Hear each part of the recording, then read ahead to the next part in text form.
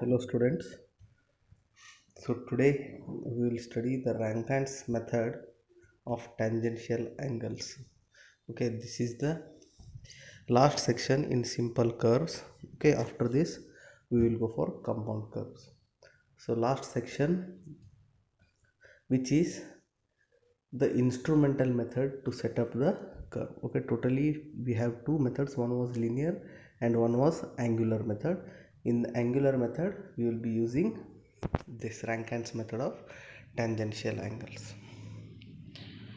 Okay, a deflection angle to any point on the curve is the angle at point of curve between the back tangent and the chord from point of curve to that point. Okay, see here. So the total curve from point T1 up to point C, okay, we have divided into number of intervals T1, A, B, C up to the end point. Okay, so for every interval I have drawn individual chord. So the total chord is T1C, the horizontal chord T1C, but for every interval again I have go on drawing the chords T1A from A to B again and from B to C again. I have drawn the horizontal chords. Okay, and I have calculated the deflection angles delta 1, delta 2, delta 3, small delta 1, small delta 2, small delta 3 with respect to each chord, and using that small delta 1, delta 2, delta 3, the total deflection of each chord with respect to the origin O, that is capital delta 1, capital delta 2, capital delta 3, I need to calculate, and later on I need to join the intermediate points to get the curve. Okay, now we will derive the equations to get the deflection angles delta 1, small delta 1, small delta 2, small delta 3, and by using that how to get capital delta 1, delta 2, delta 3. Those are the deflection angles at every interval while establishing the curve. Okay,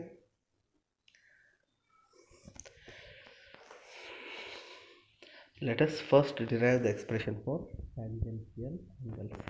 So in the figure, T1V is rear tangent point from point T1 to V is the tangent, rear tangent.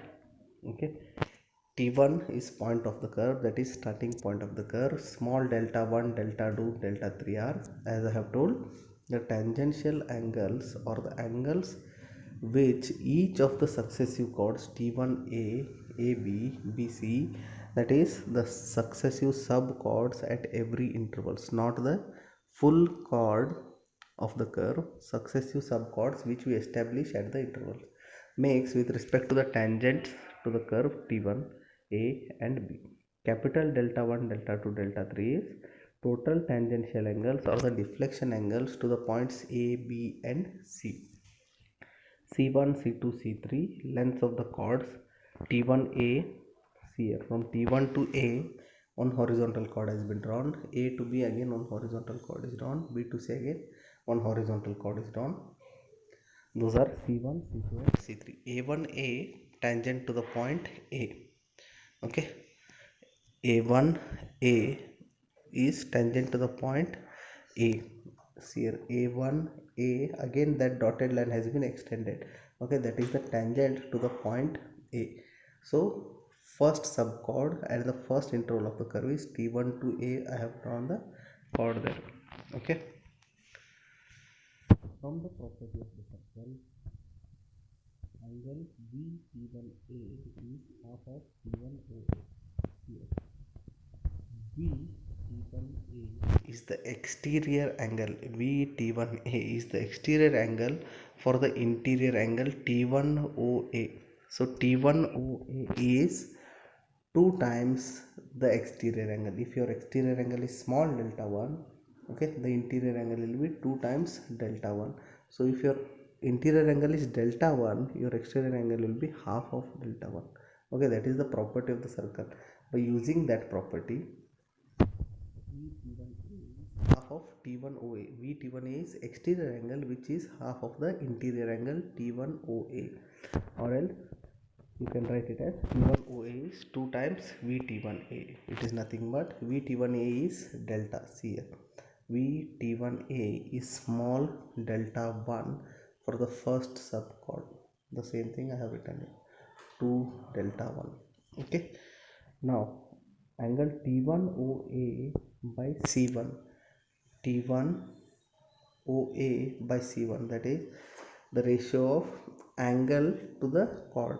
C1 is nothing but T1A, that subchord, small subchord. Angle T1OA by small subchord C1 is total angle of the circle by total subchord which we get of the circle. Total angle of the circle is 180 degrees. To this total subchord is pi r I will get for the circle. Okay, so that is ratio of angle to the chord. First one, angle to the chord of small section of the circle T1OA. Next is ratio of total ratio of the circle, that is total angle is 180 degrees. Okay, divided by, and from which we will get delta 1 is equal to 90 C1 by pi r degrees. Okay, so 90 C1 pi r degrees. I have converted the degrees into minutes, that is into 60. 90 into 60 C1 by pi into r. Substitute the value of pi also. So delta 1 is 1718.9 C1 by r. Similarly, every individual subchord will be having individual deflection angle, small delta 1, delta 2, delta 3, like that. Similarly, delta 2 is 1718.9, the chord C2 by R. Delta 3 is 1718.9, chord C3 by R. Right. So I have derived the equation for individual deflection angles for individual subchords for individual intervals. Okay, so in general we can write delta, that is individual deflection angle will be 1718.9 C by R, where C is chord length of that individual interval, R is radius of the curve. Okay, next I will derive the equation for total deflection angle at every interval, that is delta 1, small capital delta 1, capital delta 2 and capital delta 3. Okay, for the first subchord T1A, the deflection angle is nothing but its tangential angle. For first subchord, small delta 1 will be capital delta 1. For the second subchord delta 2, small delta 2, okay, angle AOB, second subchord you consider angle AOB is equal to 2 times the exterior angle, that is 2 times small delta 2. Therefore angle AT1B, angle AT1B, that is total deflection angle delta 2, angle AT1B is half the angle subtended by AB at the center. Therefore delta 2 is VT1B, or you can write delta 2 is A1 T1A, that is previous deflection angle, plus A T1B, the next deflection angle. A1 T1A, A1 T1A is nothing but small delta 1. Okay, plus A T1B is capital delta, small delta 2. That makes delta 2 is equal to capital delta 1 plus small delta 2. Similarly, delta 3, capital delta 3 is small delta 2 plus capital delta 2. Okay, so the equation goes something like this: every total deflection angle, the deflection angle at any chord is equal to the deflection angle of the previous chord plus tangential angle of the next chord, right? So deflection angle of the previous chord will be capital delta 1, delta 2 or delta 3.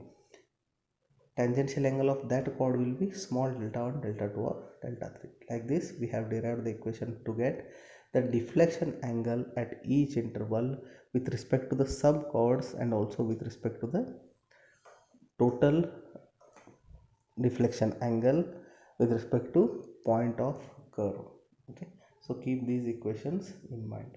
Okay, we will be using 1718.9 C by R, and we will be using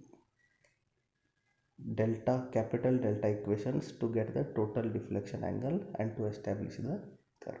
So this is the derivation for Rankine's method of deflection. Okay, in the next session we will solve the problems on this and we will close the simple curves.